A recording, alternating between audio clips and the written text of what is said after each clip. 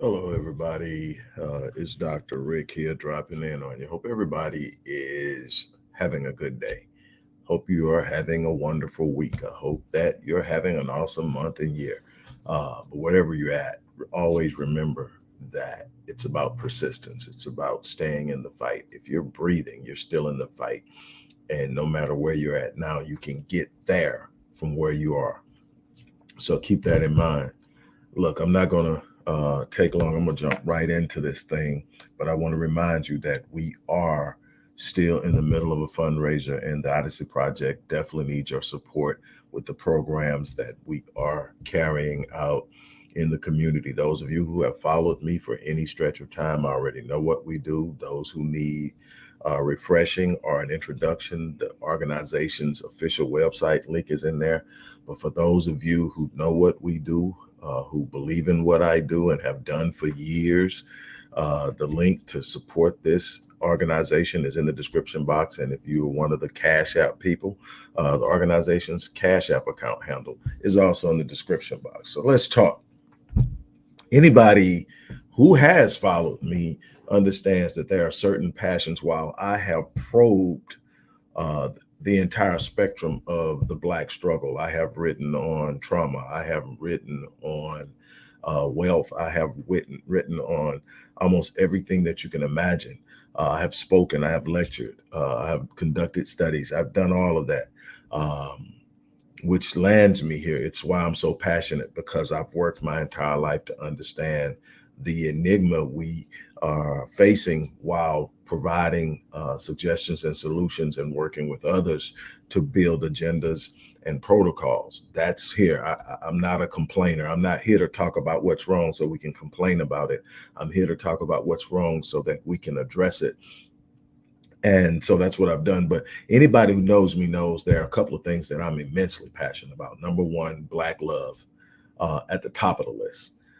Black love and uh, taking care of our children because they are the future, and how our Black boys are consistently left open and vulnerable at a level that is uh, approaching catastrophic.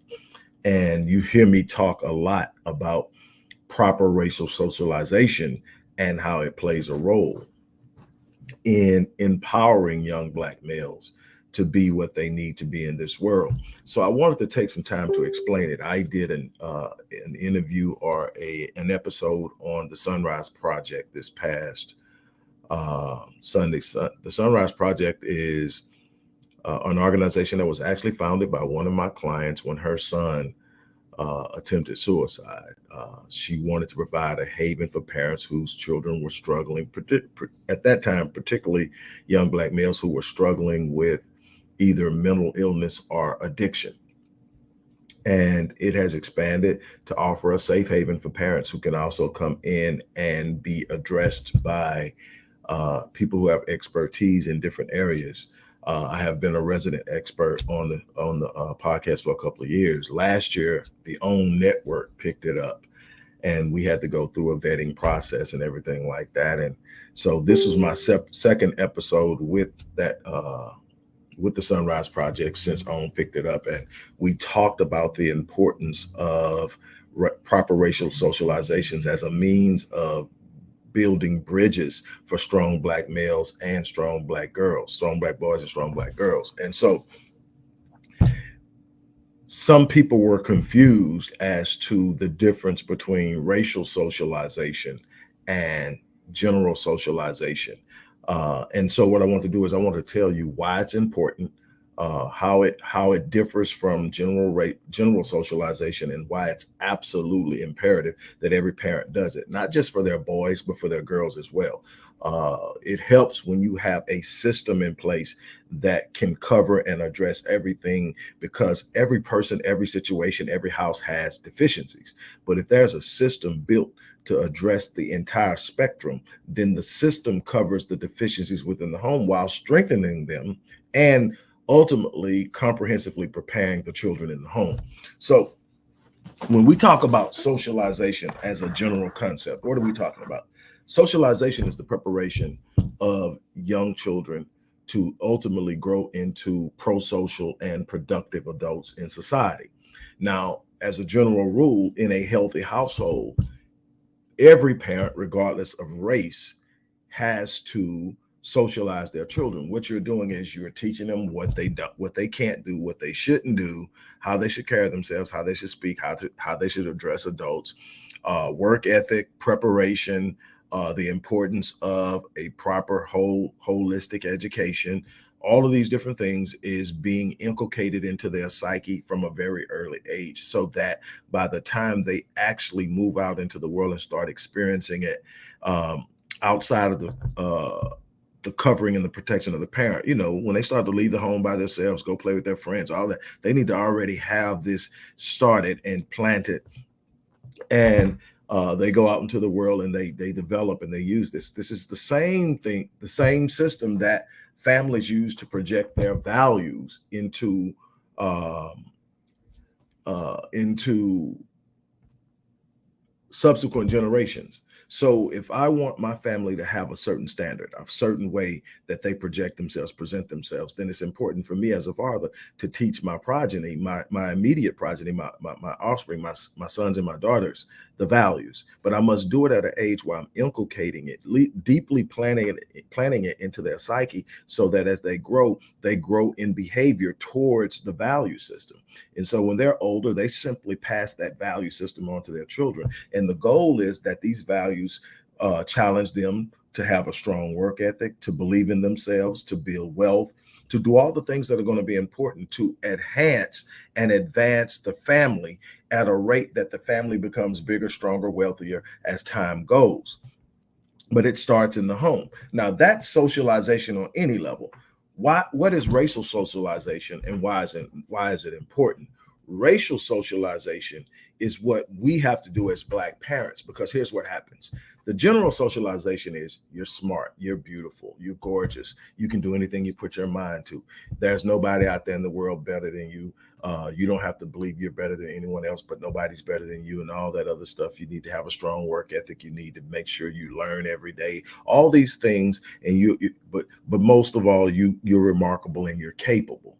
These are the labels you want to give your kids. You're remarkable, you're capable. If you set your mind to, you can do it no matter what's out there. Now, that's the general part. Here's why racial socialization is so important, because for a Black child, the moment they go out into the world outside of the confines of the coverings of their parent, they're immediately going to be hit with stimuli, content, narratives, and behaviors that are contradictory and diametrically in opposition to what their moms and dads, what you have told them about themselves. They're going to go out and their Blackness is immediately going to be attacked and challenged. They're going to immediately meet a narrative that says that white is better, that the Eurocentric idea of what's beautiful trumps what your Blackness brings to the table. And what you have to do is say no. If you grew up in the era I grew up in, one of the things that you heard from your parents is that, and it started early with me, but fortunately it was well rounded. So it never became an excuse, it became a challenge. And you got to be very careful when you are socializing children. But one thing that my mom and my dad told me is that you're going to have to be on average 2 to 3 times better than any white man that you come across that's going for the same thing you're going for. Now, they were focusing on jobs because that's where their mindset was. But anything that anything that you're doing, pursuing, contracts, opportunities, there's going to be an advantage that a white person has simply by being white. The system is set up that we are in a white racial caste system, and to ignore that puts us at a disadvantage. To acknowledge it gives us awareness.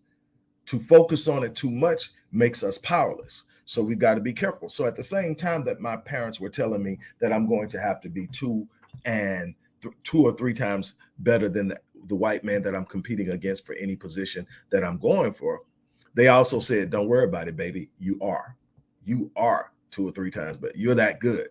You're that good, so that when you go out there, you can reach things and excel at a level that's going to still put you out front. You just got to work hard. You got to be focused. You can't take the breaks they take.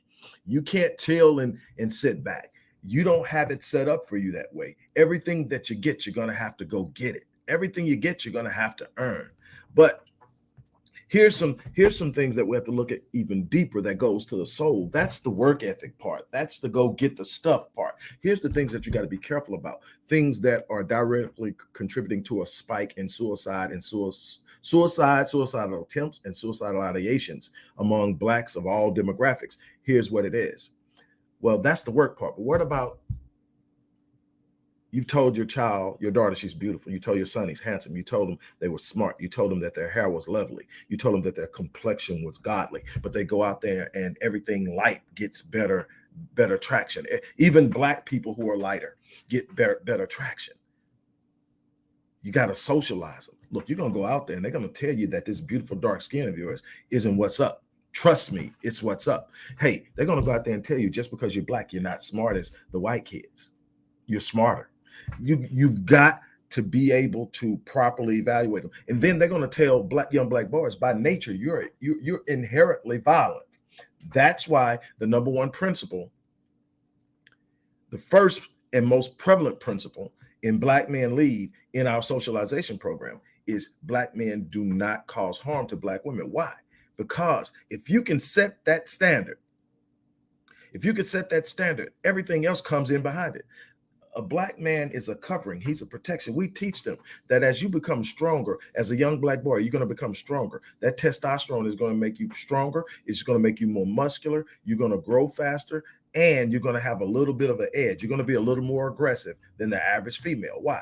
That the strength and the size is for you to be capable of protecting her and other people who aren't able to protect themselves, the elderly, the women, smaller children. Hey, the aggression is to ensure that when it's time to do it, you're willing. That aggression is that part of you that's like, yeah, do something. That thing is coming for you for a reason. You got to learn how to manage it because it's not for every situation. You got to learn how to control it. It's not to be used and everything, but you must use it to protect others that you care for. And it starts with the female and the children and the elderly. And then you got to protect yourself and your brothers. But hey, check this out. You've got to be willing to do it at any time. It has to be understood that this is the one thing that is my most primitive behavior, is to protect. Once I become primitive in my instinctive behavior to protect, I am no longer a threat to the person I'm supposed to be covering the most. I don't care what she does. I don't care how she behaves. I don't care what she says. My instinct is to protect. So I can't see myself doing and moving against my very identity. My identity, before it is a provider, is a protector. And people say, well, no, this pride. I don't. We have commodified the black man so much that everything around him is judged by how much money he has. Let me tell you something. The black man is built to protect before he is built to provide. Before he has the capacity mentally to go out and earn enough money to take care of a family, he's already physically capable of defending said family. That's how it's, if you can't be a protector, it doesn't matter how much money you have. They're going to come in, take your money and take your family. So we must also instill that in them. We must create a radicalized idea of how important black love is. We also have to do that with the young females. That's part of the socialization. How do you fit in with a man? You can't get to an idea where we're at right now, predominantly, where we're at odds with one another, because it's easy to point the finger than it is to look inside and say, hey, maybe I didn't do this right. Maybe I should have done that. Maybe part of it is me. And be able to be okay with that. Everybody is looking for someone to blame. And when I challenge men, I say, hey, it's not about who did it. It's about who's responsible for it. And if you call yourself a leader, if you call yourself a king, then it's your dominion and it's your responsibility. I don't care who did it. You're responsible for it. And so we start from there. If things are chaotic in the kingdom, you look at the king. So that's the first and foremost thing. If you want to be a king, there's some things come with it that's uncomfortable. Sometimes the queen is cutting up and everybody's sitting up looking, and the easy thing to say is she's a grown woman. She's looking up. No, hold on. What kind of environment is she operating in? Before you made her a queen, did you know she had the potential and proclivity to behave? So hold on, we are going to have to own some stuff on both sides. But why is it so important that we racially socialize our children? Because the world is waiting to redefine them. And if we don't define them, then equip them to be naturally defensive and protective of the identity we've created and given them and that they've embraced, that gives them the power to go out into the world, they will reshape it. They will tell them that they're not beautiful.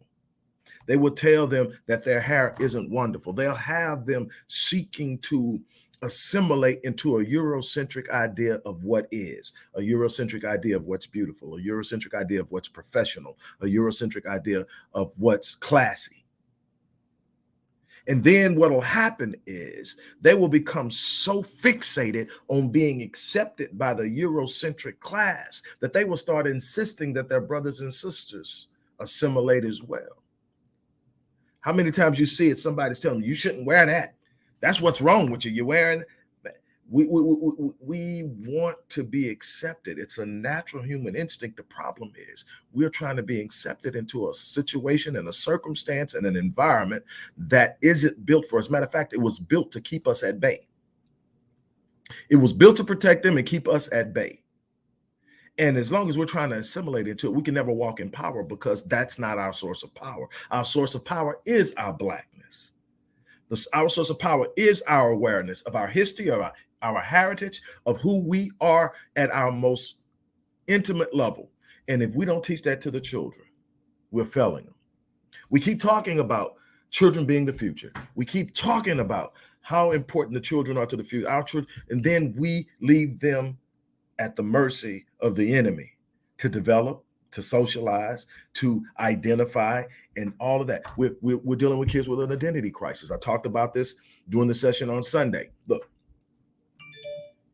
the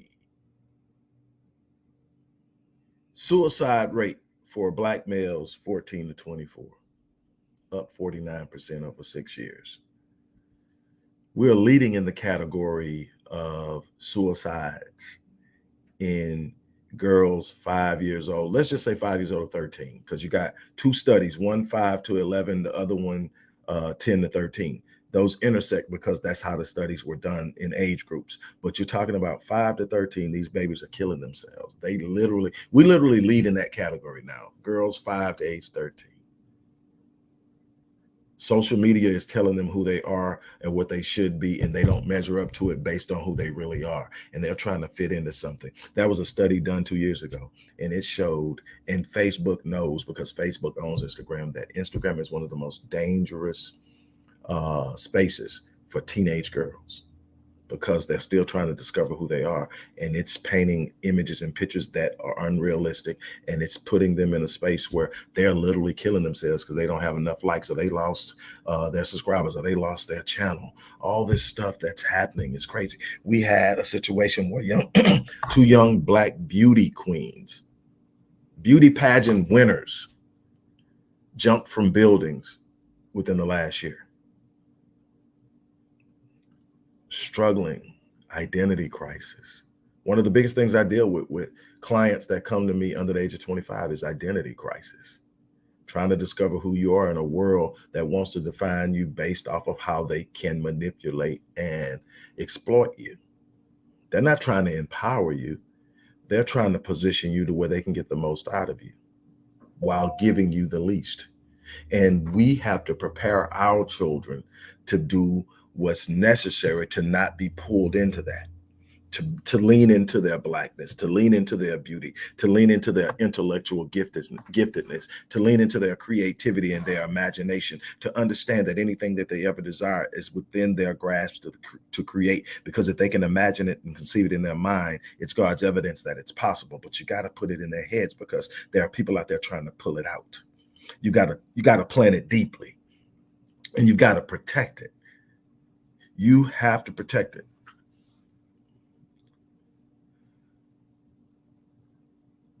People wonder why I'm so passionate about Black Men Lead, because if we don't create a rite of passage that effectively racially socializes our young Black males, we're going to continue to lose them to a broken education system that herds them into an expanding prison system and then institutionalizes them into criminalistic behavior that they never shake. Do you realize that 72% of men who leave prison recidivate?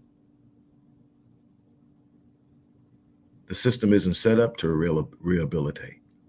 It's set up to exploit their labor, to exploit the fact that they can get $40,000 a year per inmate, just for the inmate being in there and getting $40,000 a year. Then whatever work. Do you realize there are companies hiring prisons for inmates to do customer service? You know, sometimes you're calling in to speak to a customer service agent, you're speaking to an inmate. Do you realize that? Do you realize that some of the best furniture in this country, the most exceptional and quality made furniture, is being made in prisons?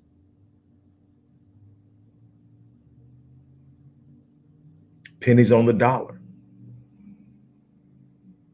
Slavery by another name. The big brother to convict leasing. And we have the ability and the capacity to prepare our children in a way that reduces the risk. Here's what I can tell you about proper racial socialization.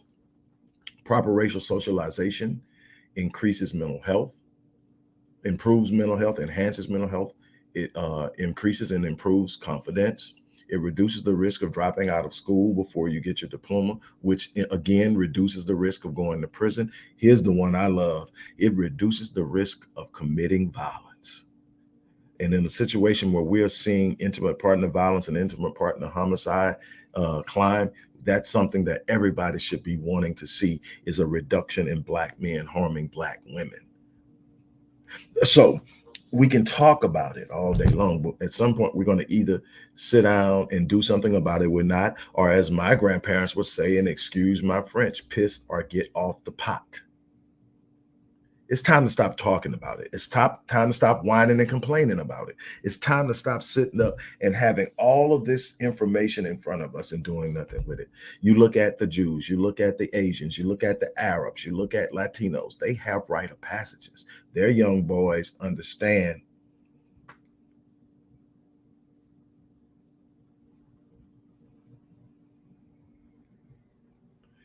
Absolutely, together we stand.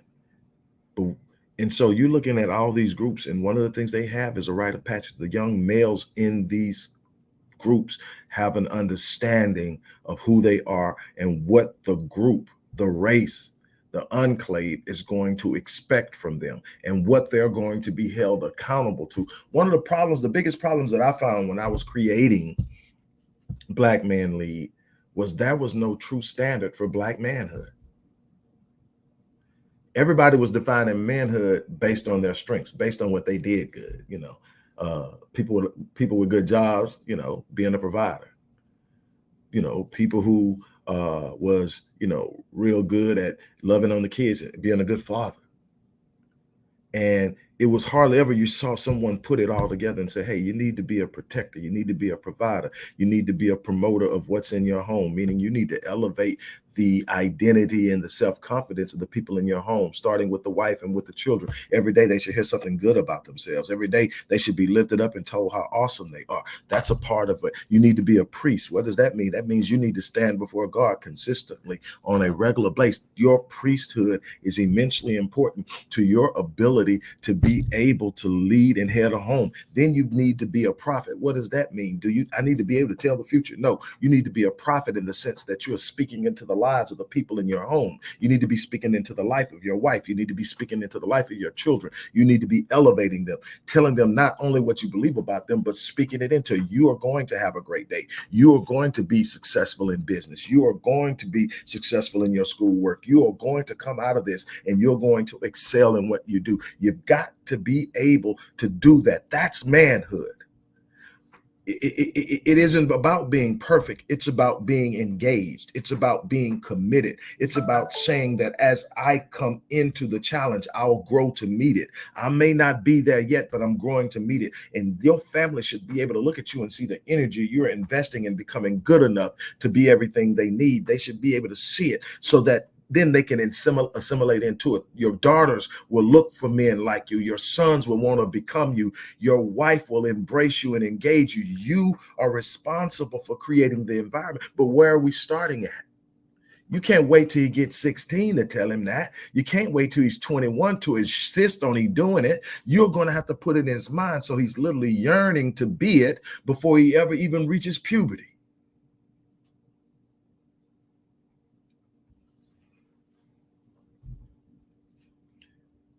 This is where we're at as a people.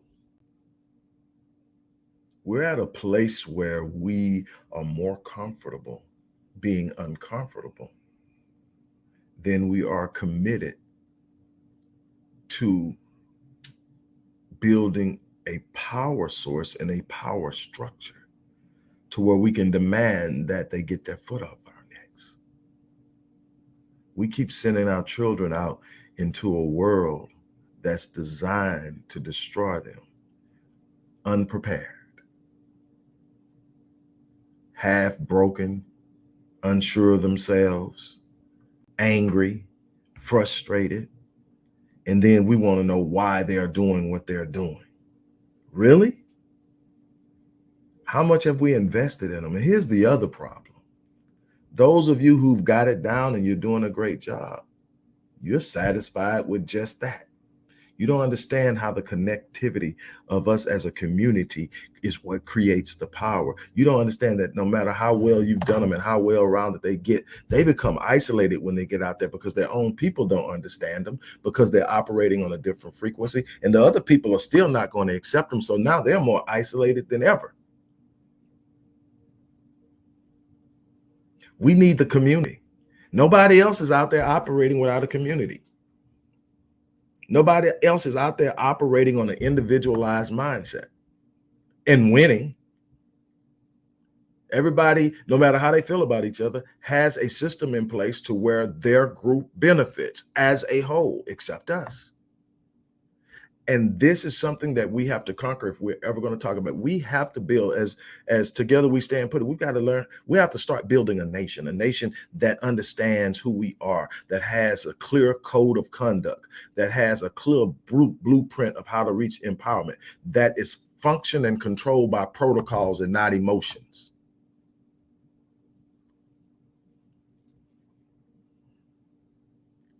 That there's a fixation on awareness. We don't win because we don't even know how to play the game. We're unaware. You've heard me say this, I don't know how many times. We keep losing because we don't know how things work. It's our responsibility to develop an understanding of how things work. When you understand how things work, then you can start to look at the mechanisms and the movements and how they're operating and how they're impacting you. And then you design movements and counter moves to circumvent them, to overcome them, to push them back, and eventually develop power to where you can also apply pressure. But if you never understand how things work, you keep getting hit, you keep getting frustrated. You keep starting over, you keep getting frustrated. You keep losing, you keep getting frustrated, but your frustration is not what's going to produce the answer. Your knowledge and your application of that knowledge is. It's absolutely no way we have the mechanisms in place to empower our children and we're not doing it. So when people ask, well, what do you mean by racial socialization? That's what I mean.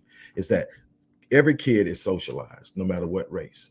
Our kids have to be racially socialized to prepare them for their blackness and how it will be perceived and how people will counter what you told them about themselves. And they have to be prepared for it or they will go into shock. That's important. When you can't embrace who you are, it's because you haven't been properly socialized. When self-hate exists, it's because you haven't been properly socialized. When there's a turn in of aggression towards one another, it's because you haven't been properly socialized. I'm telling you, there's so much power in it, but we're failing to do it. On that note, look, I'm finished. I'm done. I had to get that to you. Again, that was a big part of the question on Sunday's event. When I do get that footage, I'm going to share it with you guys so you can check it out. But I had to get it to you again.